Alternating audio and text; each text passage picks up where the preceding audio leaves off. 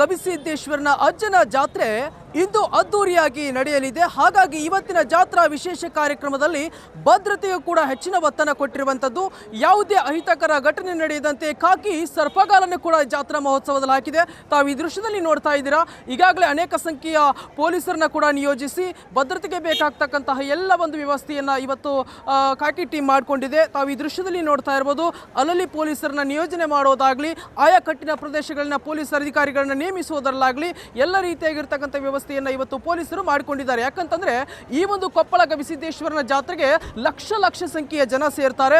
ಸುಮಾರು ಜಾತ್ರೆಯ ಒಂದು ತೇರಿನ ಸಂದರ್ಭದಲ್ಲಿ 8 ಲಕ್ಷ ಜನಸಂಖ್ಯೆ ಸೇರುತ್ತೆ. ಹಾಗಾಗಿ ಯಾವುದೇ ಒಂದು ಸಣ್ಣ ಅಹಿತಕರ ಘಟನೆ ಕೂಡ ಈ ಒಂದು ಜಾತ್ರಾ ಮಹೋತ್ಸವದಲ್ಲಿ ನಡೆಯಬಾರದು ಮತ್ತು ಕೆಲವೊಂದಿಷ್ಟು ವಾತಾವರಣ ಕೂಡ ನಿರ್ಮಾಣವಾಗುವುದರಿಂದ ಯಾವುದೇ ಅಹಿತಕರ ಘಟನೆ ನಡೆಯದಂತೆ ಖಾಕಿ ಕೂಡ ಎಲ್ಲ ರೀತಿಯಾಗಿ ವ್ಯವಸ್ಥೆ ಮಾಡಿಕೊಂಡಿರಬಹುದು. ಕೇವಲ ಗವಿಸಿದ್ದೇಶ್ವರನ ಮಠದ ಮುಂದಿನ ಆವರಣದಲ್ಲಿ ಮಾತ್ರವಲ್ಲ, ಇಡೀ ಒಂದು ಕೊಪ್ಪಳದಾದ್ಯಂತ ಆಯಾ ಪ್ರದೇಶಗಳಲ್ಲಿ ಅಲ್ಲಿ ಪೊಲೀಸರನ್ನ ನಿಯೋಜಿಸುವುದರ ಮೂಲಕ ಒಂದು ಎಲ್ಲ ರೀತಿಯಾಗಿ ಸುಲಲಿತವಾಗಿ ಇವತ್ತು ಜಾತ್ರಾ ಮಹೋತ್ಸವ ನಡೆಯಬೇಕು ಎಂಬ ಕಾರಣದಿಂದಾಗಿ ಈಗಾಗಲೇ ಬ್ಯಾರಿಕೇಡ್ ಅನ್ನು ಅಳವಡಿಸುವುದಾಗಲಿ, ಮತ್ತೊಂದು ರೀತಿ ಭಕ್ತರನ್ನ ಯಾವ ರೀತಿಯಾಗಿ ಅವರಿಗೆ ಮಾರ್ಗವನ್ನು ತೋರಿಸುವುದಾಗಲಿ ಎಲ್ಲ ರೀತಿಯಾಗಿರ್ತಕ್ಕಂಥ ವ್ಯವಸ್ಥೆಯನ್ನು ಈಗಾಗಲೇ ಪೊಲೀಸ್ ಹಿರಿಯ ಅಧಿಕಾರಿಗಳು ಮಾಡ್ತಾ ಇದ್ದಾರೆ. ಅದರಂತೆ ಭದ್ರತೆಯು ಕೂಡ ಹೆಚ್ಚಿನ ಸಂಖ್ಯೆಯಲ್ಲಿ ಪೊಲೀಸರು ಜಮಾವಣೆಗೊಂಡಿರುವಂಥದ್ದು. ಮತ್ತಷ್ಟು ಸುದ್ದಿಗಳಿಗಾಗಿ ನೋಡ್ತಾ ಇರುವ Vishwavani TV. Camera person Preetham ಜೊತೆ ಚಿದಾನಂದ ದುರಾಪುರಮಠ್, ವಿಶ್ವವಾಣಿ ಟಿವಿ, ಕೊಪ್ಪಳ.